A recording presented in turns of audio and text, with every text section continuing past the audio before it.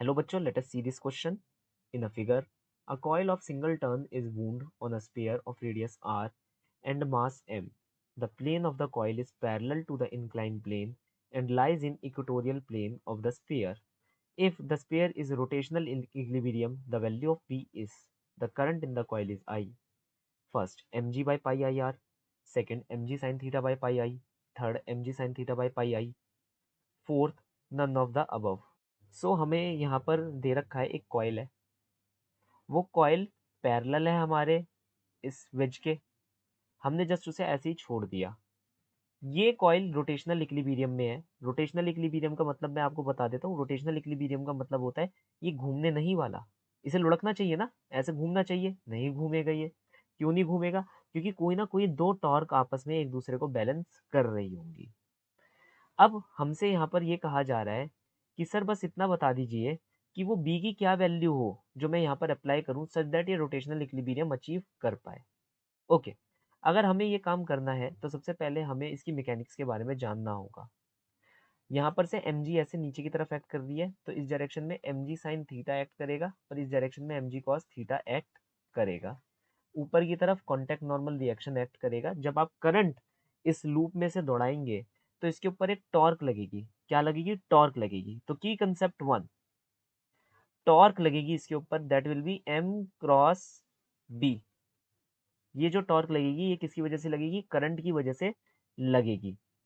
Now अगर यहाँ rotational equilibrium है तो मेरा दूसरा की कंसेप्ट क्या कहता है? Torque net about any point should be equal to zero. तो मैं कहूंगा यहाँ पर मैं पॉइंट नंबर ओ को मैं चूज कर लेता हूँ कि torque about this point should be equal to zero, ताकि ये लुढ़के ना। तो मैंने कहा torque about point O is zero.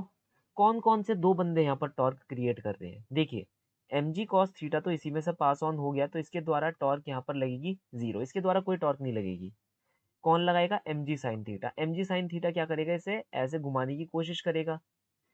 तो यहाँ पर मैग्नेटिक फील्ड क्या करेगी? मैग्नेटिक फील्ड कहेगी नहीं सर, मैं इसे घूमने नहीं दूंगी, मैं अपोजिटली एक टॉर्क क्रिएट कर लूंगी ताकि ये रोटेशनल इक्विलिब्रियम अचीव हो सके। और मेरा मैग्नीट्यूड क्या होगा? ये होगा। मेरा मैग्नीट्यूड क्या होगा? ये होगा। तो यहाँ पर से मैं डायरेक्टली फॉर्मूला लिख सकता हूँ। फॉर्मूला क्या बनेगा? N I A B sine of angle theta. This is the angle in between the magnetic field and the magnetic moment, or the angle in between the magnetic field and the area vector। तो हमें यहाँ पर area vector निकालना जरूरी है कि area vector किस direction में काम करेगा। अब मैं यहाँ पर मानकर चल रहा हूँ, क्योंकि मुझे एरिया वेक्टर का डायरेक्शन निकालना है जो कि मुझे पता नहीं है, तो मैं यह मानकर चल रहा हूँ कि लेटस से हमारा जो करंट है इस डायरेक्शन में फ्लो कर रहा है, ऐसे ये ऐसे जा रहा है। तो यहाँ पर से अगर मैं नीचे से देखूंगा तो बेसिकली ये मेरा कॉइल होगा और करंट जो है कुछ ऐसे फ्लो करता हुआ मुझे नजर आएगा। तो इसका मतलब है अगर मैं राइट हैंड कर्ल रूल का यूज करूं, राइट हैंड कर्ल रूल का यूज करूं, तो जो मेरा एरिया वेक्टर आएगा वो इस हिसाब से इस डायरेक्शन में आएगा जिस डायरेक्शन में एम जी कॉस थीटा है। राइट हैंड कर्ल रूल क्या कहता है कि आप अपने हाथों को, मतलब अपनी जो उंगलियां हैं उन्हें करंट के डायरेक्शन में रखिए। तो जो आपका थंब होगा वो क्या करेगा? आपको डायरेक्शन ऑफ ए वेक्टर दे देगा, एरिया वेक्टर का डायरेक्शन दे देगा। तो यहाँ पर अगर मैं उंगलियों को करंट के डायरेक्शन में रखूँ तो मेरा जो थंब होगा वो एम जी कॉस थीटा की तरफ पॉइंट आउट करता हुआ मुझे नजर आएगा।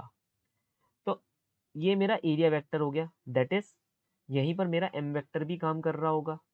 अगर मैं इसे थोड़ा सा एक्सटेंड करूं और ये जो मैग्नेटिक फील्ड है इसे थोड़ा सा नीचे तरफ एक्सटेंड करूं तो मुझे ये इफेक्टिव एंगल यहाँ पर मिल जाएगा। ये एंगल मेरा निकालना बहुत ज़रूरी है क्योंकि यही एंगल मेरा क्या होगा? Angle in between M and B हो गया, दैट इज इस एंगल की वैल्यू होगी। अब अगर मैं यहाँ पर ध्यान से देखूं, ये वाली लाइन और ये वर्टिकल लाइन, इन दोनों के बीच में एंगल क्या है? थीटा एंगल है। इन दोनों के बीच में एंगल क्या होगा? थीटा एंगल होगा। तो यहाँ ये और ये लाइन के बीच में भी एंगल क्या होगा? थीटा एंगल होगा। दैट इज ये जो एंगल है ये क्या है? थीटा है। तो आंसर क्या आया? N I A B sine of angle theta. तो हमें यहाँ का एंगल मिल गया कि सर इसका एंगल है थीटा। तो ये वाली टॉर्क और ये वाली टॉर्क आपस में बैलेंस आउट हो जाएंगी। तो M G sine theta about the point O, ये ओ से कितनी दूर है सर? इसका परपेंडिकुलर डिस्टेंस भी तो हमें निकालना होगा। Tau equal to R cross F होता है। r cross f, that is r f sine of angle in between the force and the distance. यहाँ पर फोर्स कैसे काम कर रही है, ऐसे इस डायरेक्शन में जा रही है फोर्स और इस डायरेक्शन में परपेंडिकुलर डिस्टेंस, दोनों के बीच में एंगल क्या है 90 डिग्री। तो यहाँ 90 डिग्री का एंगल आएगा विच इज 1। तो आर एफ हमारे लिए जो फॉर्मूला बनेगा, आर क्या है, रेडियस ऑफ दिस सर्कल, तो इनटू आर और M G sine theta, that must be equal to N I A B sine of angle theta, where N is the number of turns. यहाँ पर हमें number of turn क्या दे रखे हैं, 1 दे रखा है। तो यहाँ से b की वैल्यू हम निकाल सकते हैं, b will be equal to M G R upon A into I. अब एरिया का हमें फॉर्मूला यहाँ पर निकालना पड़ेगा। सबसे पहली बात है, हमें यहाँ पर क्या दे रखा है, स्फीयर दे रखा है, स्फीयर। ठीक है, तो यहाँ पर ये जो कॉइल बनेगा ये ऐसे स्क्वायर ना होके ऐसा दिखना चाहिए, लेकिन उससे कोई फर्क नहीं पड़ता, शेप और साइज कॉइल से कोई फर्क नहीं पड़ता। बेसिकली एरिया वेक्टर तो हम वैसे ही निकाल सकते हैं, curling direction of the finger से, and thumb will be pointing toward the direction of the area.